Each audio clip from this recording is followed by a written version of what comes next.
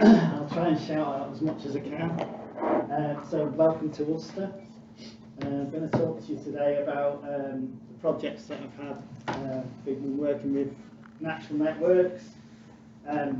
We've done a project on Duck Brook, which is the main thing that I'll be talking to you about today. We've also looked at doing some work on the River Severn with natural networks. This is mainly on we've got a lot of knotweed down the riverside. So we've done in conjunction with them, we've done a bit of a knotweed bash with a contractor, which has been good. It started about a month ago, so they've got another one to do in 6 months, and then hopefully we'll have eradicated a lot of the knotweed and Himalayan balsam down on the riverside. We've done that in conjunction not just with natural networks, it's been with Canal and River Trust and the Environment Agency as well. So then Painswell Park, we've also looking at doing quite a big project with natural networks and ourselves. Painswell Park it used to be mostly a golf course, but we've leased off the back 9 of the golf course, and we're turning the front 9 into a country park. So there'll be a lot of woodland, biodiversity features, such as leaving long grassed areas, adding wildflower areas. So that's quite a huge chunk of money that we've managed to jointly do with natural networks. We also looked at wildflower corridors across the city, sort of linking through, which is quite a big thing with natural networks, doing the verges and waysides around the city. When we first started looking at wildflowers, we went down the route of putting a lot of wildflower seed in ourselves, which is just all wildflower seed, no grasses. Which I was asked earlier where we were getting that from, because we do get a lot of compliments on it, and it's from Boston Seeds we get ours from, and it's a Colour Max mix. There's quite a few, there's about 5 or between 8 and 10 I think different mixes that you can get. But we sort of slightly we had a meeting which I was going to try and get the bloke to come and talk about from Devon. We had a Zoom meeting with him, and in Devon, a lot of their verges and stuff, rather than planting wildflowers, they just let it grow, see what comes up, and then they cut and collect 3 or 4 times a year to remove the arisings. That reduces the grass growth and increases the wildflower growth. So we're now sort of looking at that now, in conjunction with Worcester Worcester Environment Group, which is WEG. Which is the local volunteer group. We're sort of looking at areas that we can find that have high areas of natural wildflowers already in it. So then we're doing a programme of cut and collect through those. We started in Dugdale Drive. So if you want to pop along there and have a look at what they've done, they've got nice little QR posts and information boards and everything, but we're hoping to sort of spread that out citywide. Not so much in conjunction with natural networks, because as I'll explain later, a lot of the stuff that you do with natural networks you can't use yourself as what's the word I'm looking for? Do the work yourself. So yeah, so you initially fill out your registration form and you send that off to natural networks. They then approve whether they think, yeah, it's a good idea or not. Once they've approved that, then it goes through to the Worcestershire Wildlife Trust, and they carry out a biodiversity enhancement assessment, which sort of points you in directions that you think should go, gives you a few ideas on what they think you should be looking at to improve your areas and stuff. And it's quite a good ecology report, so it can help it. At that point, you don't necessarily have to go through to the next stage, which is the full assessment, but it gives you an idea of whether you want to progress it or not. These things are always like 45 or 50% match funded. So then you get your approval from Natural Networks to do the full application, which is quite a lengthy document and quite a lot of work. Had to go for planning. It turned out it was permitted development because it was on a change of water course, so that wasn't too bad. The other one, of course, is a FRAC, flood risk assessment. They had to apply through to the EA. All these sort of things take time to go through, as they do. And then on from that one, we went on to procuring the contractor, which was Ebsford Environmental. They're a really good company, scored really well in the procurement process, and we had a really good relationship with them, which is what you want when you're doing a project. We submitted the full application to Natural Networks for the grant committee approval. So that's the front page of the application. We had to include, as a part of the application, a list of suppliers, the Ebsford contractor proposal, full application, FRAC permits, planning applications and management plan as well of how we're going to go forward with the whole project after it's been installed. So then we got the grant application approved and the contractor started work. So Duckbrook was match funded, as I said earlier, with Natural Networks, Environment Agency and ourselves. So there's the logos. It was a split, 45 Natural Networks, 45 EA and 10% Worcester City, which is a total of 90,000 match funded. So the main objectives for the brook project were to improve the suds and wetland areas to the side of the brook, to link the area back to the stream, to alter the course of the brook from a straight run to a meander, to improve flooding by banking the size of the brook, so when we did get a lot of rain, it just filled the stream and didn't flood into the local areas, which has worked quite well. To improve biodiversity to the area, adding high binoculars, bee banks, bat and bird boxes, planting wildflower areas and planting plugs. So this is an aerial view. You probably can't see at the back because of that. But this is an aerial view of Battenwell Park. So that's the original Duckbrook, sort of straight line more or less along the edge of the park. And then this is the suds area just to the side, which we scraped out, put a little pond in as well further on, and then did a little winding meander stream which led back into the main brook.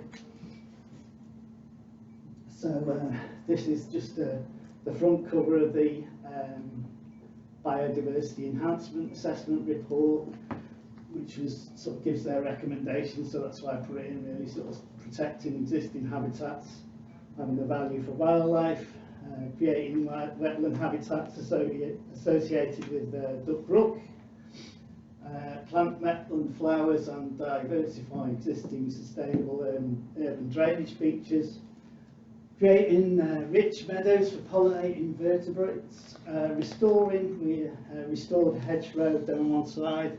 Unfortunately, there were only 3 whips and our mower chap decided to wipe the lot out. So we had to go back to the drawing board on that one. And then obviously enhancing the community involvement with wildlife interpretation, which we've just about to put in. That's the end of the project. We employed, as I said earlier, Ebsford Environmental. They were a great contractor to come in with.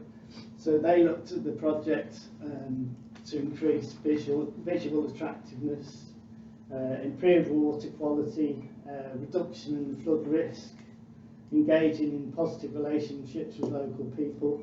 We did have a few sort of challenging them on why they were scraping out their lovely brook and they were going to kill the newts and everything else, but they were really good, knew their onions, so they had a good way of talking people around and stuff, so that was quite good. So yeah, it's really fabulous to work with them. So they re-meandered the brook. They looked at ways of mitigating harm to wildlife, impact into the local community. So this was the area before we put in the meander, and this area here actually is wildflowers. We can't really quite see it on the, but that's one of the wildflower areas we put in.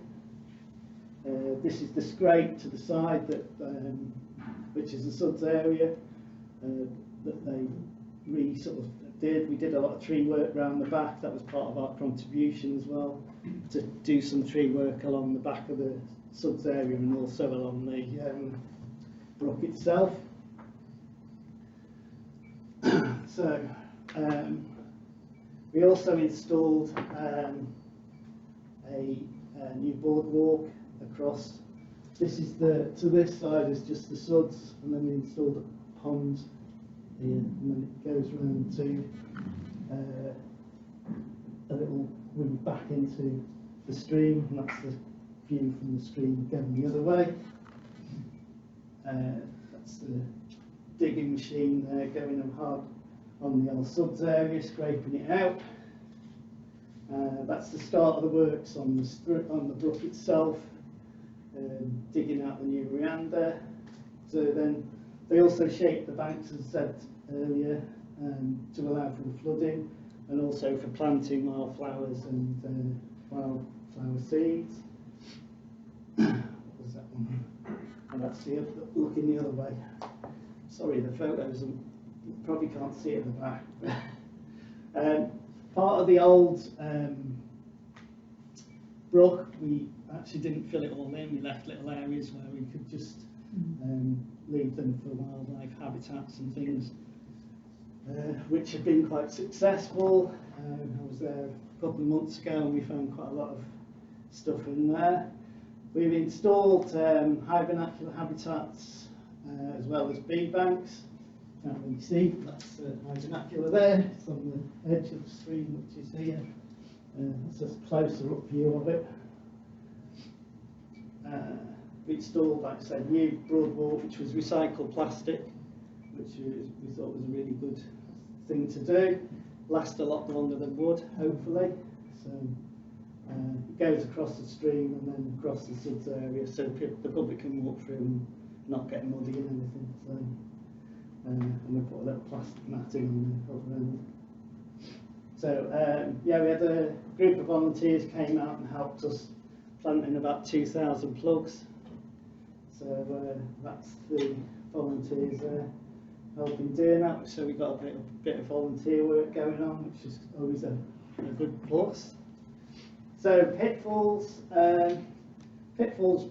The main one we found was using our own staff. You have to provide evidence of your own pay slips and timesheets, which a lot of the staff didn't want to do.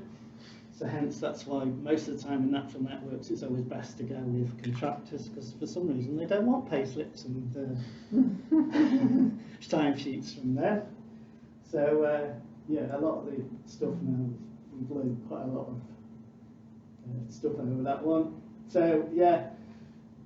Mark, was that an ERDF stipulation, or did that come from natural network side? Yeah. We had that from an ERDF grant Yeah, as well. ERDF Yeah, are very funny about it, aren't they? Yeah. So we sort of missed quite a few deadlines on submitting the full application due to other party involvement, like planning, procurement, fraps, or slowed things right down. What we thought was going to be a 6-month project probably turned into a year and a half. I suppose that happens normally anyway. So yeah, EA and officer and myself couldn't attend because of COVID at one time. Just as the project started, we went into lockdown, which was another pitfall, of course. Luckily, the contractors carried on, so that was good. So there were some delays in plant delivery, products and things like that due to COVID. So Positive conclusions, getting a great contractor obviously was key in this whole project. They gave us daily updates and photographs even when we come to town, which was great. It was great to work with the Environment Agency. We had great support from them, both in filling out the application and procurement proposals, and great project partner. Natural networks were very helpful, guiding us through the whole process. We could phone them if we had questions at any point, which is handy. And at the end of the process, the paying back, they dealt with all. Took that out of my hands, which was fabulous. So they just dealt with the finance department, which is always a clue. And so yeah, the other benefit was 90% of it was all paid for by EA and Natural Networks. So good stuff. Any questions? Just like to thank TH White for sponsoring us today. Thank Howe College for a great venue. Thanks for coming, and don't forget we've got the Victorian Fair on at the moment, so after you've finished here, if you want to pop along and spend a few dollars, feel free. Thank you. Thanks, Bob. The Natural Networks, not something I've come across before. Is that just a Worcestershire-based thing, yeah. It's basically European funding, but there was a very short deadline for a bid, for a window to put in bids about 3 years ago. Yeah. And the County Council and the Wildlife Trust came up with a solution to create a grant scheme with that big pot of money. So that's what it's come out of. The deadline for spending the funds at the moment is the end of December next year, but I was in a meeting yesterday. It's not my team within the County Council that delivers it, it's the sustainability team. But they're looking to get an extension till the summer of 2023. And it has been really successful. The only pitfalls, I mean, our team initially didn't apply for any funding because most of our sites are within agri-environment schemes and it cannot double funding because it's European money. So that's something they're looking at for a future grant scheme, because they want the principle of it to be able to carry on, but not